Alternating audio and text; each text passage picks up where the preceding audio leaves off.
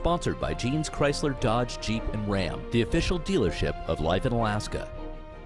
Interior Alaska, I'm back from Anchorage in the state basketball tournament. Got a chance to see the big city, but there's nothing like being back in Fairbanks. And it's Monday, so it's time for the weekend recap. We start with the highly anticipated showdown between Monroe and ACS for the 3A state boys title. We witnessed what the Rams have been doing all year on the biggest stage. Rams players stepping up and making big plays. The start was huge for Monroe as Scooter Bynum went off for 9 points in the first quarter. He finished with 16. The Rams were up 30-18 at halftime. Milo Hadukovic and Michael Hale were big on the boards and interior defense as well, but ACS made their run in the fourth, led by Calvin Hoffman, who had 14, and Jalen Terry, who had 18. Augustus Simmers, the 3A Player of the Year, was a non-factor. Hoffman hit a three to cut it to 51-55 with 9 seconds left, but Monroe made critical 3 free throws. David Stepovich had a game-high 19 points. 11 of those came from the line. The Rams win back-to-back 3A titles, 60-52, the win over ACS. It feels great, man. It feels good to go get out there and kick it to them. Everybody thought we were the underdogs coming out, but we showed them we're good.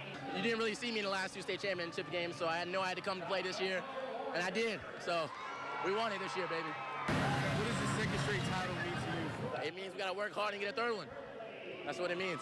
Like when people think about a team that won state, they think they're, a good team, but when they win back-to-back, they're a great team. They're going to be talked about forever. This year, we were the underdog.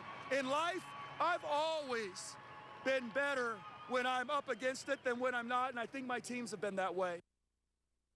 In the 3A girls title game, it was similar to the big names like in women's basketball. Baylor's Brittany Griner versus Notre Dame's Skylar Diggins. For this game, it was Barrow's 6'4" Lynette Hepa, ACS Lion guard Sarah Gagel. Gagel was aggressive early with 19 for 25 points coming in the first half, but this game was tight throughout with 11 lead changes until a 12-0 Barrow run. In the third, dynamic guard Hillary Laurie was going off, and the 6'4" Hepa combined for 49 points and 20 rebounds and closed out the fourth quarter, winning 69-59 for their second 3A girls title in 3 years. In the 4A girls championship, the favorite and undefeated Wasilla Warriors were matched up against the Diamond Lynx, the same team that came back to nip West Valley by 1 in the quarterfinals. Diamond had the lead and the momentum all first half with some timely shot making, but Wasilla turned it on in third. The Lynx were held to just 7 points in the second half. The Warriors win 43-27. Alexis Emo had a game-high 28 points to lead Wasilla. Their 3 seniors for a Player of the Year, Kyla Dinkle and Alicia Devine, go out with 3 straight 4A titles. And the game of Saturday night, other than Monroe's big championship win, was the 4A Boys Championship game.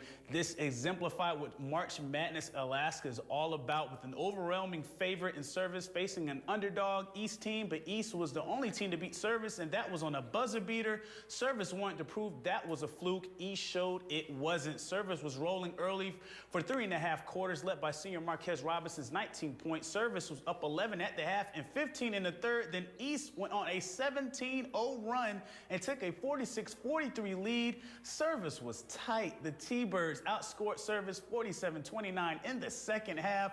3 East players scored double digits in the second half alone. Jared Laws had a game-high 21 to lead East. The Johnsons, Devin and Xavier, had 27 points between them as well, most of it in the second half. Robinson cooled off, and the 4A Player of the Year, Adam Clyde, fouled out midway through the fourth, and East finishes with a 66-59 victory in their first state title since 2000.